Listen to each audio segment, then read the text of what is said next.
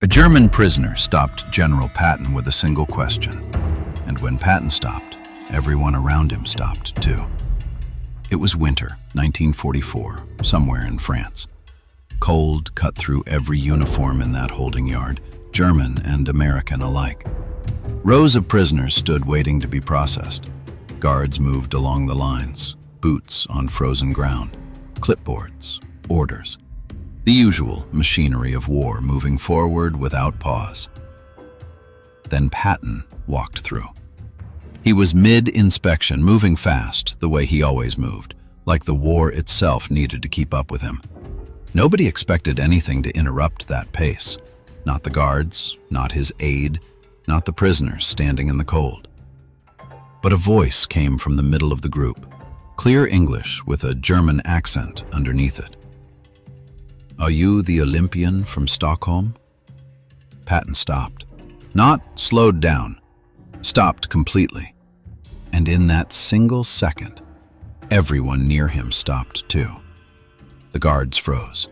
The aide froze. Even the cold seemed to hold still.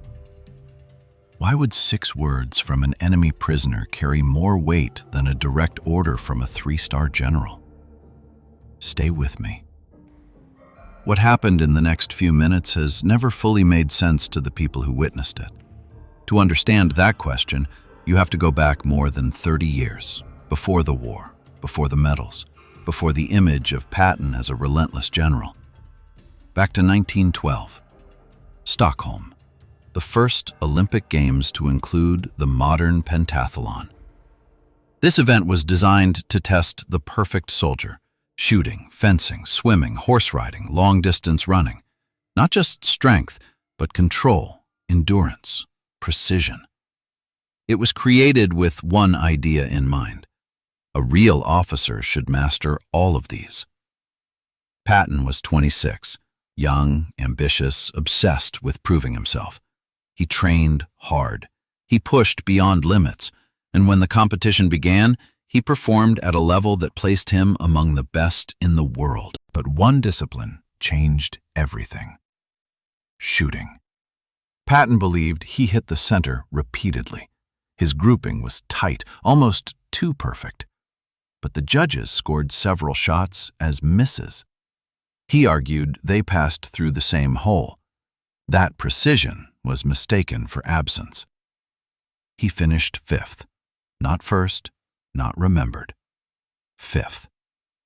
And he never accepted it. For decades, he carried that moment, not as a loss, but as something unfinished. So when that prisoner spoke, he did not reach the general. He reached the one part of Patton that had never moved on. The man who asked that question was not just a random prisoner.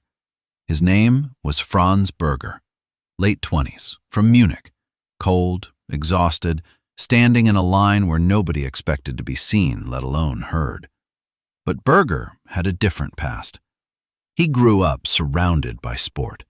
His father collected Olympic records, results, reports, not casually, carefully, like history that mattered. As a young man, Berger read those records the way others read stories.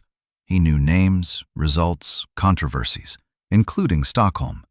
He had seen Patton's name before the war ever started, not as a general, as an athlete, as the man who argued that his shots were too precise to be counted correctly.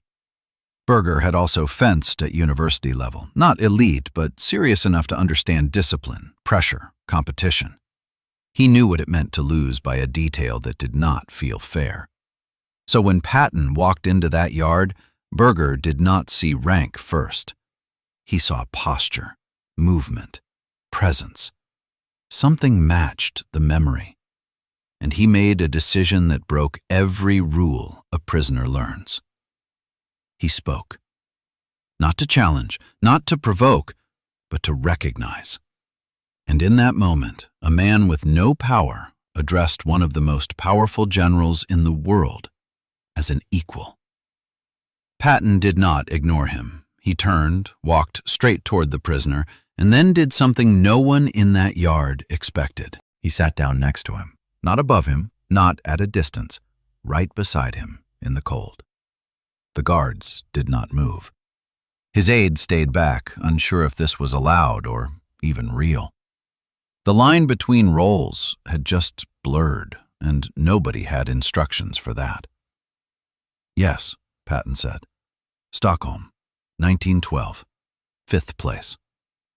And almost immediately he brought up the shooting, the detail that had followed him for decades, the shots that were not counted, the argument he never dropped. Berger listened, then answered without hesitation. "You were right," he said. "Your grouping was too tight. The judges made a mistake." That was the moment. Not the war, not the ranks, not the uniforms. A German prisoner gave Patton something he had not received in over 30 years. Recognition. Not of power, but of truth. Two men sat in silence for a second after that, not as enemies, not as roles, as competitors who understood each other. And everyone watching knew they were seeing something they could not explain. After a few minutes, Patton stood up. The moment ended as quietly as it began. The aide stepped back into place. The guards resumed their roles. The prisoners returned to waiting. The system of war restarted. But something had shifted. What happened there was not about kindness and not about breaking discipline. It was about recognition. A rare moment where identity cut through rank, uniform, and conflict. In military culture, authority depends on distance. Rank creates separation. It defines who speaks and who listens. But here, that distance collapsed for a reason that had nothing to do with orders. Berger did not speak to a general. He spoke to a memory, to a version of Patton that existed before command, before reputation. And that is why Patton sat down, not out of weakness, but because the question reached something more stable than rank. This is the deeper pattern. War simplifies people into roles: enemy, commander, prisoner. But identity is layered, and sometimes a single precise detail can restore the full picture in seconds. So here's the question. If someone saw past everything you have become and spoke directly to who you once were, would you stop? Or would you keep walking?